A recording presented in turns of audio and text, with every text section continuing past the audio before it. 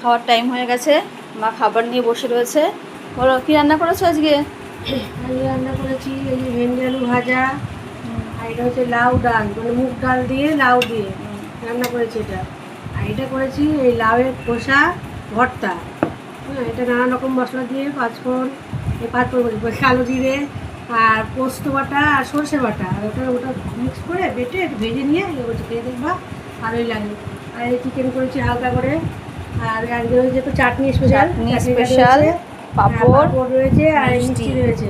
এবার বলো এত রান্না কেন করেছো? তোমার বাড়ি চলে যাবি তো, তাই জন্য আজকে একটু রান্না আজকে করলাম। তো অন্যরকম রান্না হলো।